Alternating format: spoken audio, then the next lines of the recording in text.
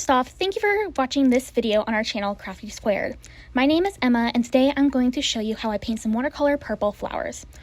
I will admit this is a bit nerve-wracking to do.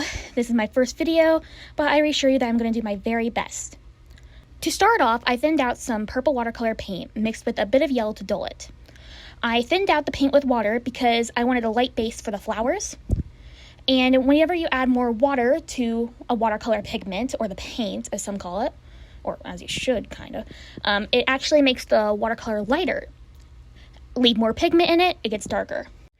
Now, as you can already tell, many parts of this video will be sped up. That is due to the fact that watercolor is done in layers, and, well, they have to dry. I want these layers to have mostly or already dried before I add the next one, because I believe that will give me the best look, or give me the look that I am looking for in this piece. A fun fact about that, the more layers I add, a darker region will become due to layering. It's almost like glass. Layer a bunch of different color types of glasses on top of each other, and eventually it will become opaque, not transparent. Weird, right? Now, these different layers, like in glass, could be different colors too, and that can give you a totally new color on top of all the layers mixed on top of each other, and that is a technique in watercolor. I didn't get that complicated in this piece, but I would gladly show that technique in some other later videos that I will do on this channel. I don't really have much of a plan for my little bouquet of flowers, so I'm just gonna kind of let the water pick their shape. With watercolor, it is important to let the water flow, especially when doing organic shapes. By not controlling the water and being patient, the more the watercolor will work with you, not against you. This was something I really struggled with at first with watercolor. I used to only use acrylic paint, and with acrylic paint, you get a lot more control over the placement and use and just how the paint looks whenever it gets onto the paper. My watercolor sucked back then. I knew I had to be patient, and I knew I had to work with the paint. I just didn't understand how to work with the paint. It didn't make sense to me. Watercolor was very unpredictable and would just go everywhere every time I tried to use it. Then one day in art class, we were given a summer project. That project was to create an artwork that challenged one of our weak points. So instead of taking the easy way out and just saying I struggled with this one technique or something, I decided to torture myself that summer with doing watercolor. And not just any watercolor. Traditional Chinese watercolor. If you do not know what this is, I highly recommend looking it up. It's beautiful. But it's an art form that takes a lot of freedom into the water. And they make it look very natural and organic by letting the water flow, which I did not know how to do. I had to redo that artwork so many stinking times.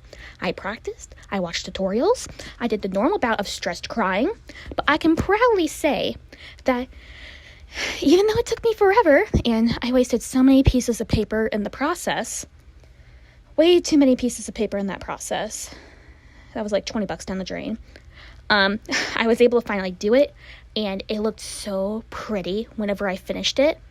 And I am extremely proud of that artwork. And that's actually whenever watercolor started to become more fun for me. And I started doing it more for fun, instead of, I need to practice this technique to get better at it.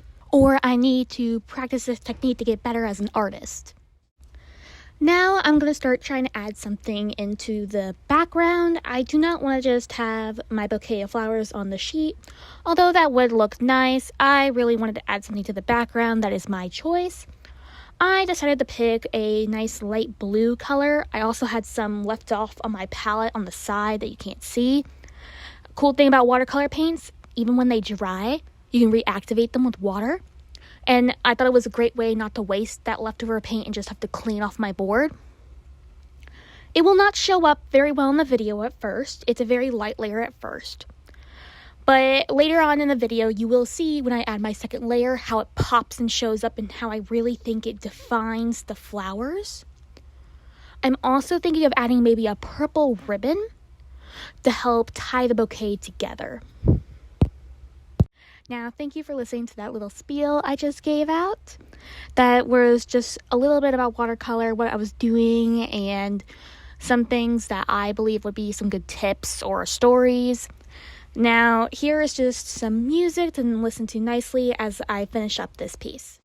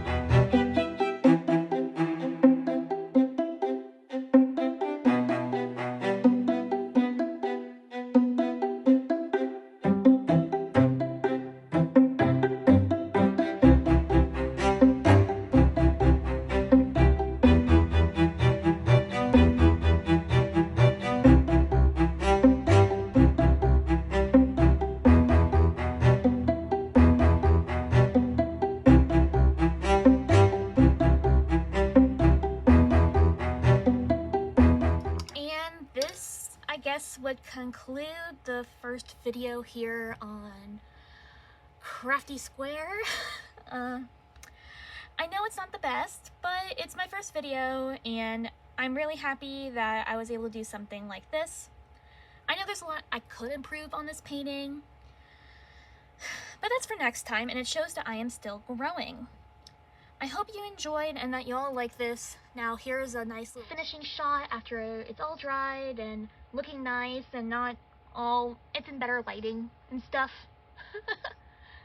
So thank you for watching, especially since this is the first video, and please subscribe and leave a comment down below. Bye!